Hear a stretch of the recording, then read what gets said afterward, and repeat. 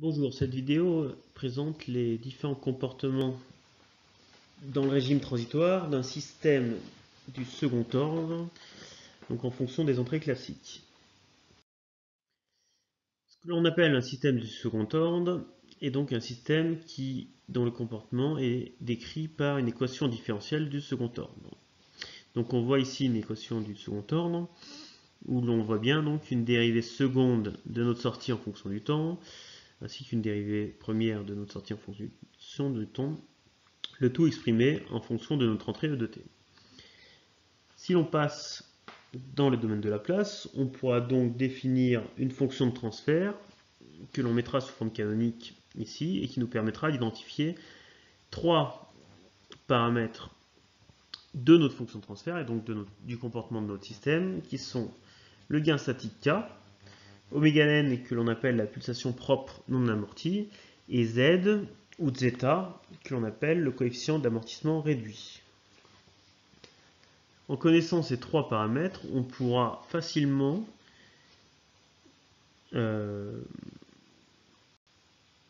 décrire le comportement de notre système suivant différentes entrées. La première chose à faire lorsqu'on étudie un système du second ordre est d'étudier les pôles de notre fonction de transfert. Donc les pôles de la fonction de transfert sont donc les zéros du dénominateur de cette fonction de transfert, donc du polynôme suivant oméga n carré plus 2z oméga np plus p carré. Si on calcule ce que l'on appelle le discriminant réduit, on obtient delta prime qui va s'exprimer donc en fonction de oméga n carré z carré moins 1. On se rend compte que le signe de ce discriminant va dépendre de la valeur de z. Ainsi, si z est plus grand que 1, le discriminant sera positif. Si z est plus petit que 1, le discriminant sera négatif. Donc, les trois cas seront donc à considérer. Dans le cas où z est plus grand que 1, on a un discriminant positif. Alors, les racines seront deux racines réelles négatives qui sont écrites ici. Dans le cas où z égale 1, on aura une racine réelle double. Et dans le cas où z est plus petit que 1, on aura des racines complexes conjuguées dont les parties réelles sont négatives. Suivant donc ces trois cas de figure, donc en fonction donc des racines de notre polynôme et donc des pôles de notre fonction de transfert, on va observer des comportements différents dans le régime transitoire. On va ici s'intéresser uniquement à la réponse indicielle d'un système du second ordre, c'est-à-dire la réponse à un échelon. Donc si on met en entrée un échelon, donc dont la transformée de Laplace est A sur P, dans le domaine de Laplace, notre sortie va s'exprimer ainsi. Donc notre fonction de transfert fois A sur P. On peut tout d'abord remarquer que la valeur, donc dans les conditions d'Heaviside, de S à l'instant 0 sera égale à 0.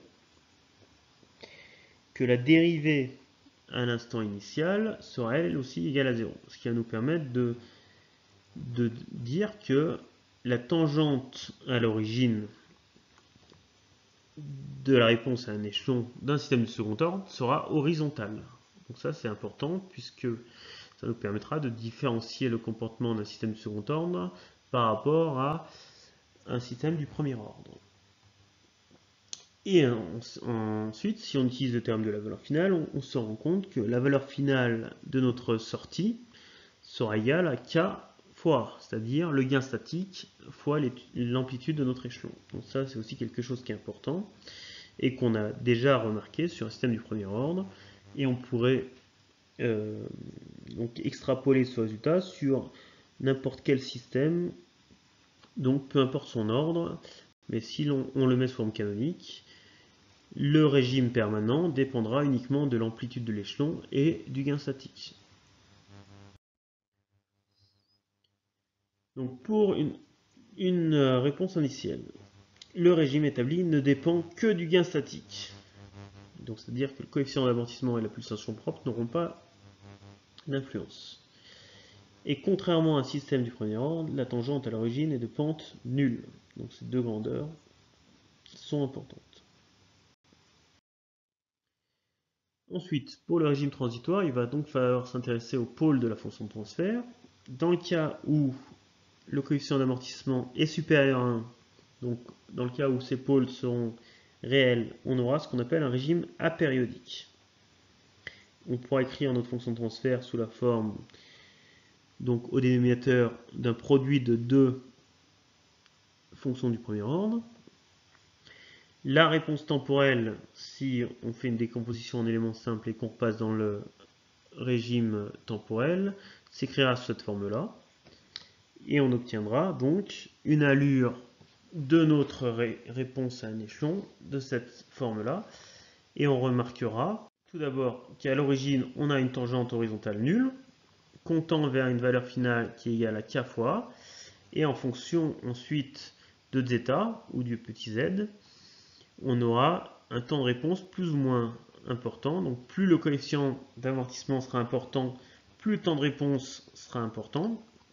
Et puis plus le coefficient d'amortissement sera petit, plus notre réponse va se redresser. Dans le cas où on a deux racines réelles, enfin une double racine réelle, donc dans le cas où z est égal à 1, on est dans le régime que l'on appelle critique.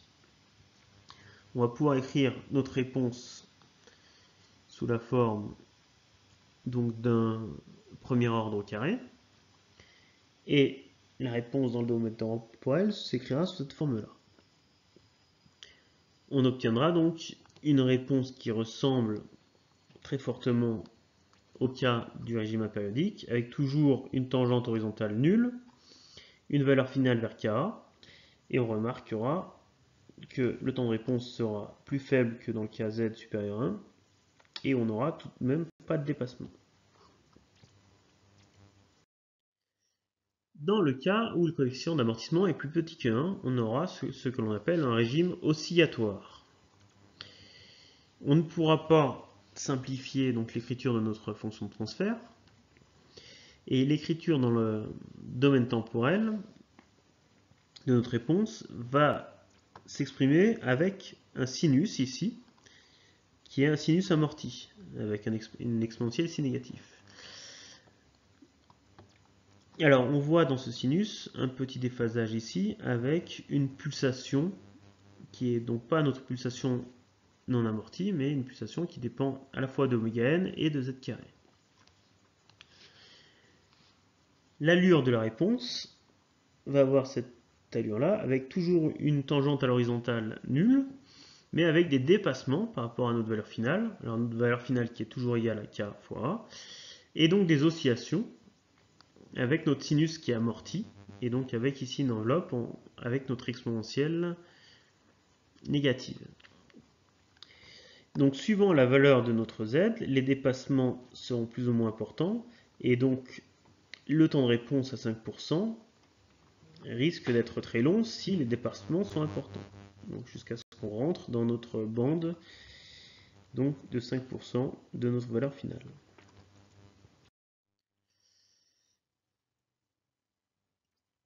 Donc pour caractériser le comportement d'un système de second ordre en régime oscillatoire, on utilise parfois un critère lié à au premier dépassement, donc au dépassement le plus important. Donc le premier dépassement, si on fait le calcul, on obtiendra sa valeur qui sera donc égale à Ka, donc notre valeur finale, fois exponentielle de moins pi z racine de 1 moins z carré. Il sera obtenu pour T1 égale à pi sur oméga n facteur de racine de 1 moins z carré.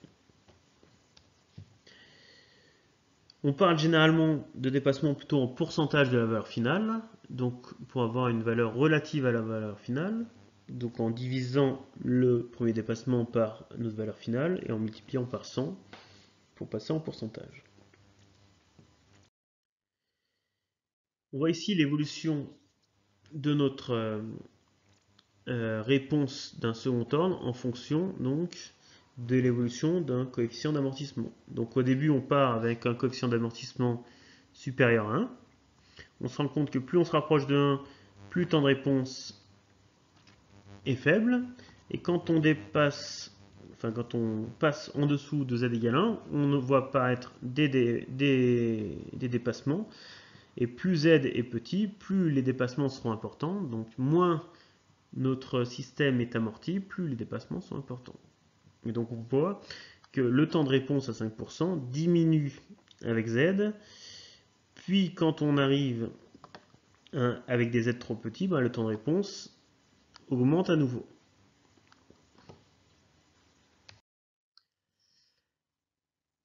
Donc on voit ici l'évolution de la forme en fonction de zeta. Donc pour zeta supérieur à 1,5, on voit un système très amorti. Pour z égale 1, on est en régime critique, donc pas de dépassement, mais le temps de réponse le plus court possible. Pour zeta égale 0,7, alors ça c'est quelque chose qui est important puisque c'est en fait le temps de réponse le plus rapide qu'on va obtenir. Et pour zeta égale 0,5, on voit qu'on a un dépassement plus important et donc un temps de réponse plus faible, plus grand, pardon. Et pour zeta égale 0,2, on voit apparaître beaucoup de dépassements et donc un temps de réponse assez important. Donc il faut bien retenir que le temps de réponse à 5% est le plus rapide pour zeta égale 0,7. Donc suivant les critères des cahiers des charges qu'on va voir, on aura généralement à choisir et donc à paramétrer notre système pour avoir un coefficient d'amortissement soit égal à 1 pour avoir un temps de réponse le plus faible possible sans dépassement, soit égal à 0,7 pour avoir le temps de réponse le plus rapide, mais dans ce cas-là, il faut bien comprendre qu'on aura un dépassement. Donc par exemple, si on se place dans le cas d'un régulateur de vitesse sur une voiture, on peut éventuellement se dire que si on règle notre vitesse à 130 km/h, on peut avoir un petit dépassement et donc régler notre amortissement à z égale 0,7. Dans ce cas-là, on aura un petit dépassement, mais on aura le temps de réponse le plus rapide possible. Mais dans le cas, par exemple, de l'asservissement d'une machine à commande numérique, donc d'usinage, pour régler la position de notre outil, il ne faudra surtout pas de dépassement, parce que dans ce cas-là, notre outil ira trop loin et reviendra en arrière. Et donc là, on essaiera de régler l'amortissement à zeta égale 1. On voit sur ce graphe l'évolution de la réponse donc transitoire d'un système de second ordre en fonction de la pulsation. Donc on voit que les périodes des oscillations vont dépendre de oméga n. Donc on voit que plus oméga n est petit, plus la période est importante, et plus oméga n est grande, plus la période sera faible. Enfin, ou la pseudo-période plutôt des oscillations. Ici on voit une ABAC qui va nous permettre de déterminer sans calcul le temps de réponse réduit d'un système du second ordre en fonction du coefficient d'amortissement. Alors, ce qu'on appelle le temps de réponse réduit, c'est le temps de réponse à 5% multiplié par oméga 0. Donc c'est une ABAC qui va nous permettre donc, de connaître le temps de réponse à 5% pour n'importe quel système du second ordre, puisque il suffira de connaître oméga 0 pour déterminer le temps de réponse à 5%. Deux valeurs sont à connaître. La valeur pour z égale 0,7, on trouve un temps de réponse réduit qui est à peu près égal à 3. Et la valeur pour z égale 1, où on trouve un temps de réponse réduit qui est à peu près égal à 5. Donc si vous connaissez ces deux valeurs-là, vu que l'on travaillera généralement sur des systèmes où on cherchera à avoir un z égal à 0,7 ou un z égal à 1, vous pourrez facilement déterminer le temps de réponse à 5% avec ces valeurs 3 et 5 en connaissant la pseudo-pulsation de votre système. Cette ABAC-là est utile pour déterminer les dépassements en régime transitoire d'un système de second ordre. Donc attention, c'est les dépassements en pourcentage de la valeur finale. Donc vous avez différentes courbes qui correspondent aux différents dépassements. Donc ici la première courbe qui définit le premier dépassement, puis le second, puis le troisième, et ainsi de suite. Et donc vous avez le dépassement en pourcentage de la valeur finale en fonction du coefficient d'amortissement. Donc on voit bien que pour z supérieur à 1, on n'aura pas de dépassement. Et donc si vous avez par exemple un coefficient d'avortissement égal à 0,5, vous placez ici, vous montez ici, le premier dépassement sera de l'ordre de 0, alors ici peut-être 0,17, donc à peu près 17% de la valeur finale.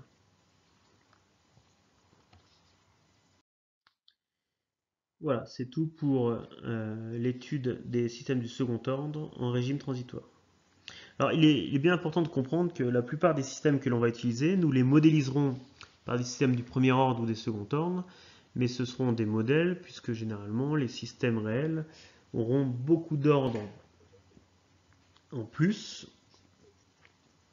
Donc ce seront peut-être des systèmes du cinquième ordre, mais qu'on modélisera pour simplifier nos études par des systèmes du second ordre. Et ces simplifications se justifieront généralement facilement en étudiant leur comportement.